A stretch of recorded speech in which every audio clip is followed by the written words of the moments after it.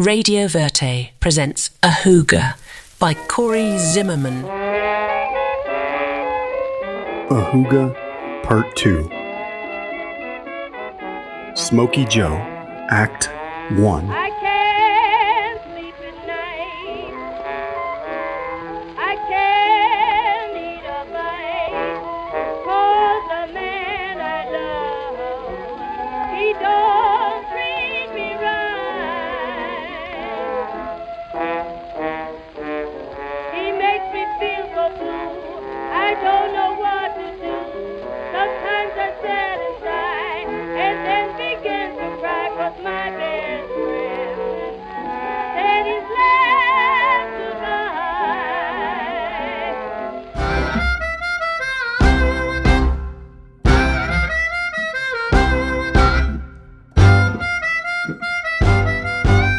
Prelude. If I told this story in color, above you'd see a haint blue sky. Counting off. 1925. Chicago is brimming with color, trudging color, seeking shade in the searing summer heat under tattered awnings. As the sun beats down relentless, the broadleaf trees have been reserved for the shady avenues of Lincoln Park and the Gold Coast to the north, where a cool breeze freshens the 3- and 4-story brownstones of the fairer skin. A far cry from the smoldering Black Belt to the south. Bronzeville, otherwise known as Black Metropolis, a strip of city where I have awoken in a strange bed to a strange dame with a cute little snore. Quietly tiptoeing out of the tenement just off 51st, I hoof it up State Street with a severe inheritance of alcohol's after effects. Bronze-skinned children sitting listlessly about stoops, drained of the energy their youth warrants. Mothers lean dangerously out of windows for a breath of fresh air of which I fail to grasp. By 9 a.m., the whole lot stifled despite any relief provided by the frayed edges of those tattered awnings, where dark-skinned men gather for bouts of tete-a-tete. Ground beat. I saunter, amble, mooch, and stagger amongst the unyielding vertigo north out of Bronzeville toward the blossoming skyline of the Loop. Quote, "There's no use trying to pass a ford, because there's always another one just ahead."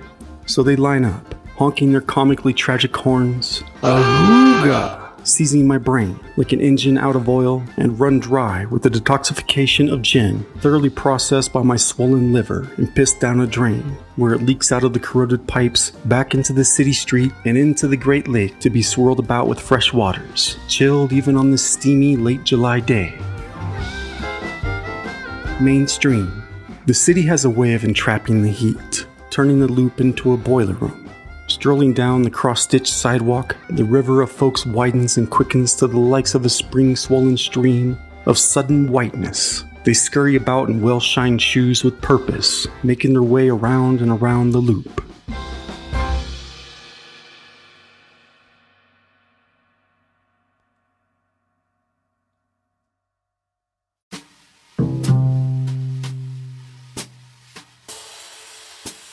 Shoes, with determination to fool, if not you or me, oneself in the glimmer of their shine.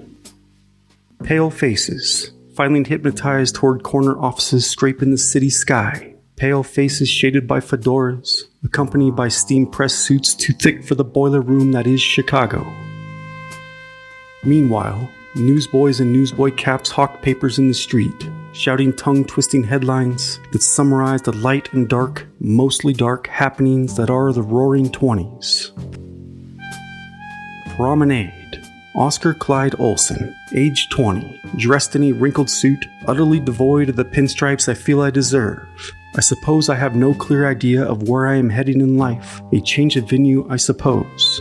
My coin purse ran dry, and all my cash flushed down the toilet with each swig of gin. As amongst the many days, life has developed into one long night after all. And now that I make my exodus for the north, I stroll, rather scuff my shoes below the L train that squeals and deafens overhead, showering sparks upon my stiff shoulders as I struggle with an overstuffed suitcase of Grandpa's books. Wholly aware of my destitute status, my prospects increasingly dim with each step I take toward the golden shimmer of hope that is the north. Nonetheless, I carry forth when abruptly, one out of a pack of boys with a handful of stolen candy runs smack dab into my leg.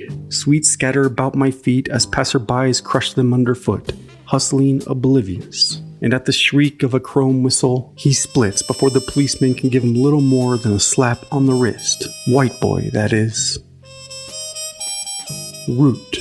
I let the crowd wash around me as the abundant number of Lizzie T's honk comically, and if I were not on the brink of retching, I might just laugh, the rumbling of the city rattling my bones.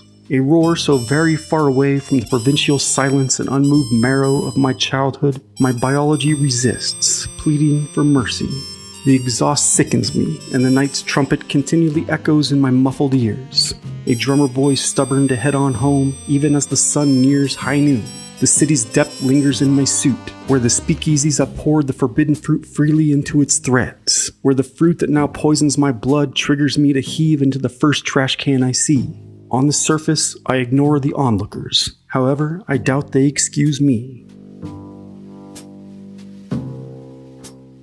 Riff. You see, the problem is vision. I see double. In one eye, a freedom fighter of the soul, of spirit, for spirit, and by spirit. In the other eye, a boy caught in a grown man's body with a gut swollen with stale spirit. A rotten spirit presently diminishing my soul. A spirit drowning my days abroad, drowning the returned memory of you. This wild abandonment of my previous life has manifested into an unquenchable thirst.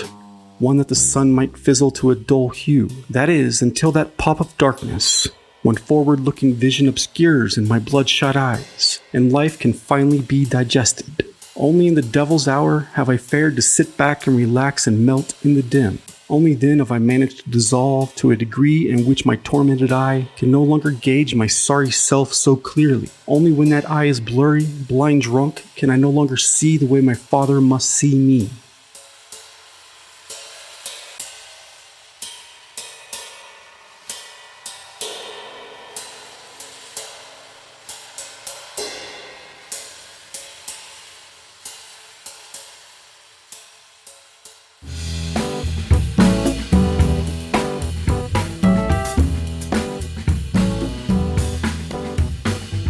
Root.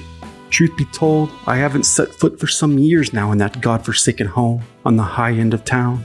In fact, I never plan on it again. My present goal is to forget both him and you.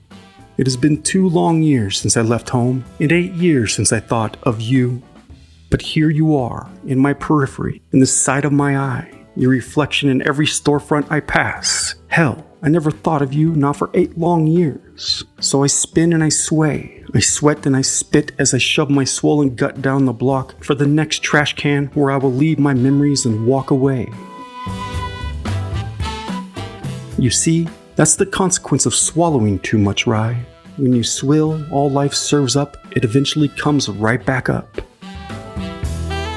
Oh, how my sternum aches. Oh, how my throat burns. That bass thumping in my brain, that bass slapped like a baby's ass, I want more. Incorrigible, a new word for me.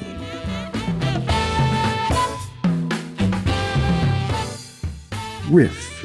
You see, the bassman knows the ways of the devil, I'll tell you what, and how that devilish sound seduces me. I long for the night to take me away from such bright, bright light, and when played well, the chords carry me on, and you away.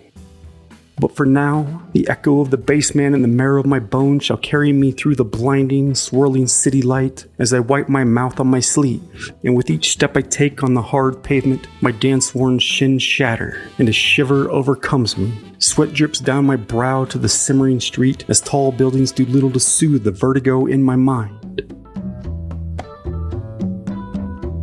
I must say, not only has the Great Migration brought an abundance of color to the north, but I am certain I am not the only pale country boy to haunt these streets, haunted by their own fathers, their own lost lovers, their own tragedies. But I never thought of you.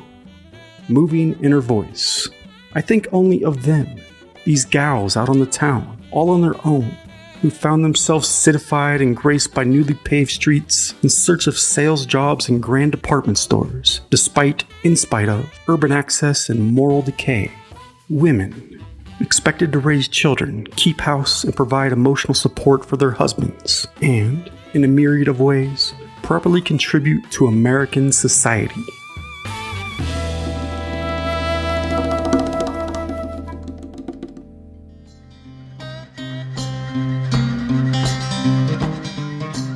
Having wandered wayward, women have been led astray by the siren song sounding out in this unique time. Indeed, I thank God Almighty for those who find themselves naive and empty enough to discover the new thirst, to wander unruly for mysterious rooms, in search of secrecy and freedom, and drink and dance, and to discover the answers to the questions only to be answered when they learn to knock twice in that particular way, where they can swill, spin, and freely forget and be reborn.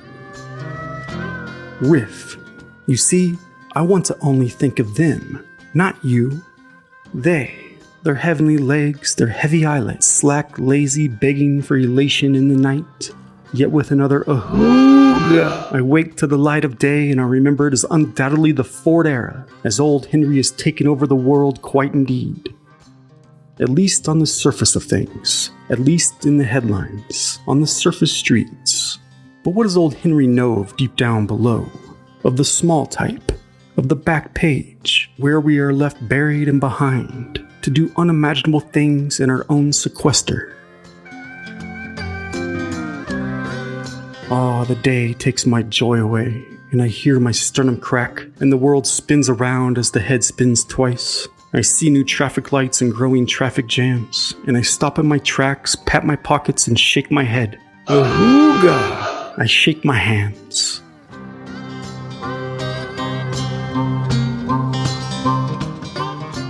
Turn around. At mid-crossing of the Chicago River, where am I going? I ask myself, even as a cool breeze finally provides relief. I am unsure of what set me off in this direction in the first place, as the soggy thoughts on my mind have lost touch with that me from the hour I set off. I decide to throw my suitcase right back the way I have come, back through the disciplined crowd that is a type of life currently unbeknownst to me, back for the jazzy South, which has had me broke in no time, though where the broke belong, well out of sight beyond the sugar maples of the Gold Coast and the high part of town. I make the return voyage, not knowing what I was thinking, and by 4, I find an appropriately dingy boarding house on the corner of 38th and State. I hand the woman what is left of my purse, a few bills not quite pissed away, to a woman who has seen countless Oscar Clyde Olsons come and go. She shoves the wad of bills somewhere out of sight, indeed to be spent more wisely than I, and for this reason alone, she deserves it more than I. Halftime. First, the room smells of onions, and there appears to be a bloodstain on the floor. I collapse onto the well-matted, long-staple cotton mattress, and with swollen feet throbbing, I nuzzle up with the dust mites, relishing in the stale, humid air, and care not if they feed off of me. For the time being, this mattress is utopia.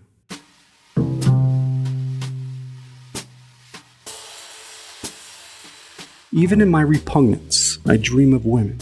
Sexy blues and sexiful jazz, and I do my all to stop thinking of you. Yet here you are. For 8 long years I had remembered nothing. I dreamt of nothing. In that downstate whistle stop, I went to bed alone, drifting off to that place where ghosts go forlorn. And unexpectedly and undoubtedly uninvited, here you are, arising from the grave to hover above my bedstead, a holiday maker of your own. Below those umber brown eyes with tinges of sable blue, entirely unfaded after nearly a decade under the shroud of eternal night, I lay atop a blanket moist with the resaturated sweat of innumerable iterants of the recent past, not to mention the unmentionable I've learned to long ignore throughout my days of flight. I have learned to ignore my dreams, to turn the light off to the nightmares. I had quickly learned to shut the closet door on your memory. I no longer missed nor mourned for you. You no longer spun about nor turned around in my deepest mind. Or so I thought. And what is it, I ponder, of this new locale that has resurrected such remnants and those concentrated raven eyes staring heedlessly down upon me? I feel almost embarrassed for you to make such effort only to see me pant this hot air, the clothes on my body clinging like flesh, head a mess sunken into this yellowed pillow damp with someone else's breath as I sweat of dread, with my arms spread wide, my heart curled up inside itself, trying not to care about not only the awful heat, but your insolence to pry in this most trying time precipitously. I am giving it my all not to care. Go ahead, watch away. Undoubtedly, you will cringe at what you see. Assess me and say my name in that way. I don't care. You see, Josephina? Yes, I shall say your name and get it out of the way. After all, you have come with the sickness, but I know all I need is my medicine. No, of course, I don't blame you. Rest easy. I know exactly who to blame. But in no time, as I look down on my watch, which I have forgotten to wind again, I am certain that by the long shadow drawn about the alleyway outside my rented window, I shall soon enough make you poof nonetheless. No, I don't need this. Not now, not here. What I do need is a drink. Pedal. Soon the bassman will set the beat with a slow, thick thump. Though I now coil in bed, a blue haze will soon glaze over me within a glow that shall shimmer and shine within its own kind of blue. A dark luster, rather. A hue, seldom seen by the surface bunch, let alone by old Henry, plastered on the front page. You see, I get plastered below, deep below your wildest dreams, where I know I will no longer think of you. As I will take one more swill, I'll sit down my empty glass on the bar and huff and puff until I find another dime to further drown my thoughts. Growing thirsty, I roll over, and I stare at the wall, whitewashed and yellowed with nicotine, cracked and peeling paint, so utterly dry, even in this humid musk.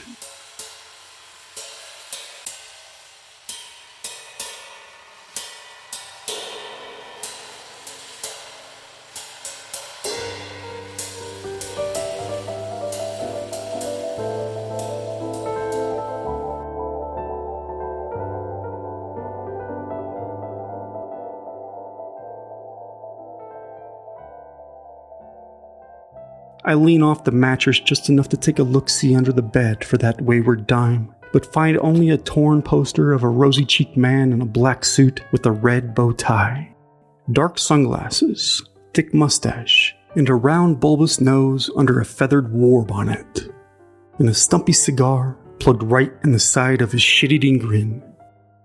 It reads in great font, "The great warrior SMOKEY JOE.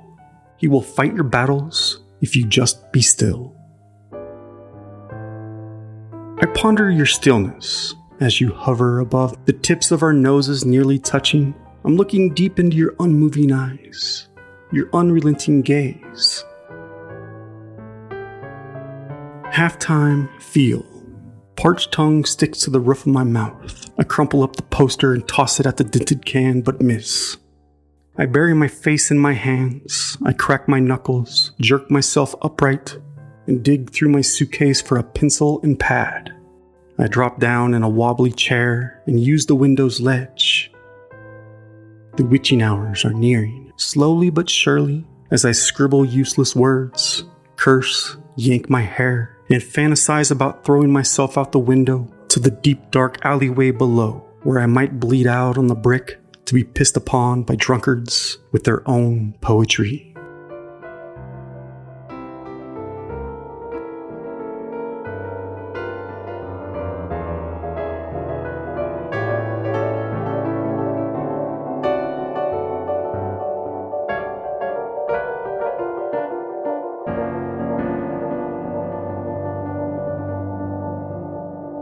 The wastebasket fills with written words, but not of you, not for 8 long years.